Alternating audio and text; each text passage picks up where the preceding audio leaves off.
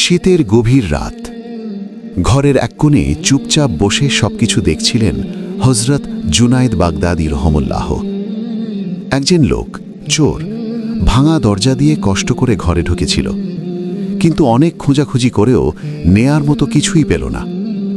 হতাশ হয়ে ফিরে যাচ্ছিল সে।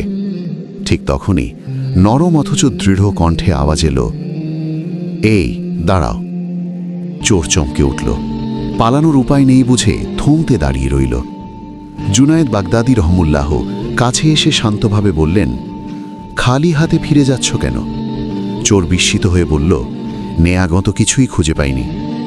হজরত জুনায়েদ রহমুল্লাহ মৃদু হাসলেন, বললেন, দাঁড়াও, আমি খুঁজে দিচ্ছি। তিনি ভেতরে গেলেন। কিছুক্ষণ পর ফিরে এসে মাটির একটি পাত্র চোরের হাতে দিয়ে বললেন, এটা নিয়ে যাও। চোর অবাক হয়ে বলল, এটা দিয়ে আমি কি করব? জুনায়েদ বাগদাদী বললেন, আমি যা করি তুমি তাই করবে। চোর জিজ্ঞেস করল, আপনি কি করেন? তিনি বললেন, আমি অজু করি। চোর মাথা নিচু করে বলল, আমি অজু করতে পারি না। জুনায়েদ বাগদাদী বললেন, এসো, আমি শিখিয়ে দিই। অজু শেখার পর চোর আবার জিজ্ঞেস করল, অজু করে আমি কি করব? তিনি বললেন, আমি যা করি তুমিও তাই করবে।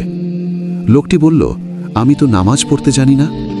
হজরত জুনায়েদ রহমুল্লাহ বললেন, এসো, আমি নামাজ শিখিয়ে দিই। তিনি যায় নামাজে দাঁড়ালেন। লোকটিকে পাশে দাঁড় করালেন, শিখিয়ে দিলেন নামাজ।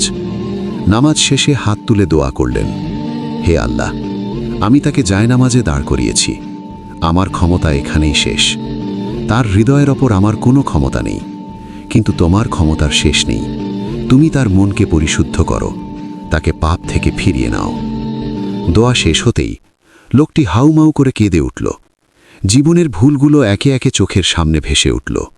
অনুশোচনা, আফসোস আর ফিরে পাওয়ার আকুতি। কাঁদতে কাঁদতে একসময় সে শান্ত হল। মনে হল স্রষ্টা তাকে ক্ষমা করে দিয়েছেন। শিক্ষা: ক্ষমা পাওয়ার জন্য 7 সমুদ্র পানির দরকার হয় না, দরকার হয় শুধু এক ফোঁটা চোখের জলের।